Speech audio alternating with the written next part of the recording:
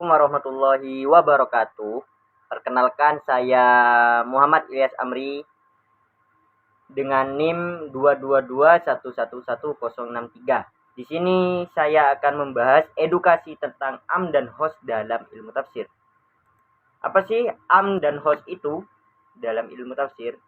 Definisi am yang pertama dari Ibnu Subki, beliau menyatakan bahwasanya huwal lafdu yastau riku as-soleh lahu min ghairi hasrin. Lafaz yang meliputi pengertian yang patut baginya tanpa pembatas. Nah, maksudnya di sini menurut Imam Ibnu Subki yang dikatakan am itu yaitu luas, gak ada batasan. Sedang menurut Imam Al-Ghazali yaitu huwal lafdu al-wahid ad-dallu min jihatin wahidatin ala syai'aini fasa'idan. Di sana sebenarnya satu akan tetapi ada dua. Nah, maksudnya umum gitu. Nah, dalam pembahasan am ini rumusannya, yang pertama, lafaz itu hanya terdiri dari satu pengertian secara tunggal. Yang kedua, lafaz tunggal itu mengandung beberapa afrod atau satuan pengertian. Yang ketiga, lafaz yang tunggal itu dapat digunakan untuk setiap satuan pengertian secara sama dalam penggunaannya. Yang terakhir, bila hukum berlaku untuk satu lafaz, maka hukum itu berlaku pula untuk setiap afrod yang tercakup di dalamnya. Ruang lingkup am sendiri itu menurut jumhur ulama berpendapat bahwa am itu pada hakikatnya berada dalam lingkup lafaz, bukan maknanya. Karena ia menunjukkan pengertian-pengertian yang terkandung di dalamnya. Kalau kita berbicara tentang am, berarti kita bicara tentang lafaz, bukan tentang makna. Kita dapat mengatakan lafaz ini am dan tidak dapat mengatakan maknanya juga am gitu. Nah, berarti yang dimaksud am di sini ruang lingkupnya hanya sebuah lafaznya, bukan maknanya. Untuk sigot am sendiri, yang pertama lafaz. Nah, dari sigot am secara lafaz itu ada 3. Yang pertama kulun, yang kedua jami'un, yang ketiga kafatun. Nah, saya ambil contoh dari surat At-Tur ayat 9 yang berbunyi kullum ri'im bima kasabarohin. Nah, di sini sudah saya beri warna kuning untuk sigot amnya dari kulun pada ayat yang ada awal ayat ini, yang artinya tiap-tiap manusia terikat dengan apa yang dikerjakannya. Nah, yang dimaksud am ini maknanya luas. Tiap-tiap manusia. Nah, seluruh manusia ataupun tiap-tiap dari kita manusia terikat dengan apa yang dikerjakan. Nah, maksudnya seluruh manusia ini kan umum. Nah, gitu. Itu yang dimaksud dengan am. Selanjutnya saya ambil contoh yang jami'an. Terdapat pada surah Al-Baqarah ayat 29. Bismillahirrahmanirrahim. Huwallazi khalaqalakum ma fil ardi jami'ah. Nah, jami'ah, dialah Allah yang menjadikan segala sesuatu yang ada di bumi untuk kamu. Nah, segala seluruhnya, entah itu tembakau, entah itu mobil, Allah ciptakan untuk kita semuanya. Selanjutnya dari contoh kafah terdapat pada At-Taubah ayat 36. Bismillahirrahmanirrahim. Waqatilul musyrikina kaffatan kama yuqatilunakum kaffah. Perangilah kaum musyrikin itu semuanya. Nah, di sini kafah yang bermakna semuanya, sebagaimana mereka pun memerangi kamu. Nah, jadi di sini perintah Allah, semua orang-orang musyrik itu disuruh diperangi ketika mereka memerangi kita. Ini yang kedua, sigot am dilihat dari lafaz jamak yang menggunakan alif lam atau al yang menunjukkan jenis. Nah, maksud jenis di sini seperti entah itu hewan, manusia, orang mukmin, orang musyrik. Nah, itu termasuk jenis. Seperti qad aflahal mu'minun. Saya ambil contoh dari surat Al-Mu'minun ayat 1. Qad aflahal mu'minun. Nah, di sini lafaz al-mu'minun itu terdapat al-jinsiyah. Al-jinsiyah ini bisa nanti dikatakan sigot am. Nah, contoh selanjutnya berupa idofah seperti yusikumullahu fi auladikum. Nah, dalam lafaz auladikum di sini juga termasuk sigot am. Yang ketiga, sigot am dilihat dari lafaz mufrad yang menggunakan alif lam jinsiyah. Seperti wasyariku wasyarikotu waqta'u aydiyahuma. Al-Maidah ayat 38. Nah, kenapa di sini dikatakan wasyariku wasyarikotu itu termasuk dari sigot am? Nah, maksudnya gini, wasyariku itu seluruh pencuri laki-laki, wasyarikotu seluruh pencuri perempuan. Nah, cangkupannya di sini luas, semua atau seluruh. Nah, itu dikatakan am. Yang keempat, lafaz nakiroh dalam bentuk meniadakan, maksudnya nakiroh dalam bentuk penafian, pentiadaan, seperti Al-Baqarah ayat 256. Bismillahirrahmanirrahim. La ikraha fiddin. Nah, ini termasuk la nafi, la yang mentiadakan. Yang kelima ada isi mausul. Nah, isi mausul itu ada banyak ya, mausul, ada dan lain-lain. Yang selanjutnya yang keenam yaitu isim syarat. Isim syarat bisa itu ida, bisa itu lan. Yang selanjutnya yang ketujuh isim istifham. Apa sih itu isim istifham? Isim istifham itu untuk menandakan sebuah pertanyaan seperti hal. Nah, nanti di sana hal apakah, kan artinya apakah hal. Itu menunjukkan sigot am atau yang bermakna umum. Nah, dilalah dalam am sendiri itu apabila datang suatu nas syara dalam bentuk lafaz umum, maka hal itu menunjukkan berlakunya hukum dalam lafaz nas. Hukum itu terhadap semua satuan pengertian, afrod atau maknanya, yang terdapat di dalamnya sebelum ada dalil lain yang membatasi atau mentahsis, mengkhususkan sebagian dari afrodnya. Umpamanya, kewajiban untuk beriddah 3 quru atau 3 sucian bagi setiap istri yang dicerai suaminya.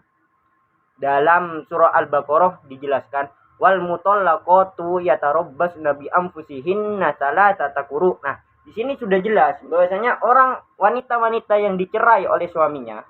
Nah, di sini kan menggunakan dilalah am, sigot am. Itu beriddahnya salasata quru. Nah, iddahnya itu 3 quru atau 3 sucian. Di sini sendiri maksud dari ayat tersebut 3 quru itu kalau dipandang dari sigot amnya, entah itu dicerai mati maupun cerai hidup, entah itu sedang dalam masa haid atau sudah berhenti haid, entah itu sedang hamil atau tidak, menurut sigot amnya itu tetap 3 quru. Nah, di sana nanti ada pengecualiannya, yaitu tahsisnya dari sigot am yang membahas tentang iddah 3 quru. Itu pengecualian dari yang sedang hamil nanti ada pada pembahasan tahsis, yang mana perempuan yang sedang hamil itu iddahnya beda lagi karena sudah dikecualikan dengan sampai keluarnya bayi yang ada di hamilan tersebut. Terdapat pada wa ulatul ahmali ajalahunna ayyadna hamlahunna, dan perempuan-perempuan yang hamil waktu iddah mereka itu ialah sampai mereka melahirkan kandungannya. Nah, di sini udah ditahsis atau dikecualikan dari lafaz yang am, dikhususkan lagi kecuali orang yang hamil itu nanti iddahnya bukan 3 bulan melainkan sampai keluarnya kandungan. Materi selanjutnya yaitu tentang khos. Definisi khos. Apa sih itu khos? Khos yaitu huwal lafdu alladzi wudi'a limakna wahidin ala sabilil infirad. Lafaz yang dari segi kebahasaan ditentukan untuk satu arti secara mandiri. Seperti contoh tadi kan, wa ulatul ahmali ajalahunna ayyadna hamlahun. Tadi kan sebelumnya pada sigot am itu disebutkan bahwasanya iddah bagi perempuan itu atau perempuan yang ditalak itu 3 sucian, salah satu kuru. Nah, di sini ada pentahsisannya. Wa ulatul ahmali ajalahunna ayyadna hamlahun. Nah, di sini bagi orang yang dicerai ketika hamil itu iddahnya sampai ia melahirkan. Saya contohkan lagi pada Al-Maidah ayat 89. Fakaffaratu it'amu asyarati masakin. Kafarat sumpah ketika dilanggar itu memberi makan 10 orang miskin. Nah, yang dikatakan hostnya di sini it'amu asyaro masakin. Di sini disebutkan nominalnya 10 orang yang miskin. Nah, disebutkan 10. Ketika sudah disebutkan 10 itu termasuk dari host, bukan am lagi. Nah, sedangkan definisi dari taksis sendiri itu beda. Taksis yaitu qasrul am ala ba'din afrodihi. Membatasi lafaz am kepada sebagian afrodnya. Contoh 1. Contoh yang pertama ini pengecualian. Terdapat pada surat Al-Asr ayat 2 sampai 3. Bismillahirrahmanirrahim. Innal insana lafi khusrin illal ladzina amanu wa amilus solihah ila akhir. Nah, di sini terdapat illa pengecualian, lafaz illa pengecualian. Nah, jika kita memaknai Al-Asr ayat 2 ini dengan menggunakan lafaz am, maka semua manusia itu benar-benar dalam kerugian. Nah, ketika dalam keadaan rugi, kita semua termasuk rugi. Nah, nanti ada pentahsisannya di ayat selanjutnya, yaitu illallazi, kecuali orang-orang yang beriman. Nah, jadi orang-orang yang tidak beriman itu termasuk orang yang merugi. Nah, mungkin di sini bisa dipaham. Selanjutnya saya ambil contoh yang kedua, yaitu yang syarat. Tahsis yang syarat. Terdapat pada surat An-Nisa ayat 101. Wa idza darabtum fil ardi falaisa 'alaikum junahun an taksuru minas shalah. Nah, kan sebenarnya sholat itu duhur 4 rakaat, asar 4 rakaat. Ketika nanti kita melakukan perjalanan, itu bisa kita qosor atau kita perpendek menjadi 2 rakaat dengan syarat kita melakukan perjalanan. Nah, dalam lafaz ini yang menjadi syaratnya wa idza darabtum, ini syaratnya. Syaratnya ketika kita melakukan perjalanan, maka yang timbul jawab dari syarat tersebut adalah qosor salat. Ketika kita ingin melakukan qosor salat, syaratnya yaitu darabtum wa idza darabtum atau perjalanan musafir lah. Nah, contoh yang ketiga yaitu sifat. Terdapat pada surat An-Nisa ayat 25. Bismillahirrahmanirrahim. Wa man lam yastati minkum taulan an yankiha al-muhsanatil mu'minati famimma malakat aymanukum min fatayatikumul mu'minat.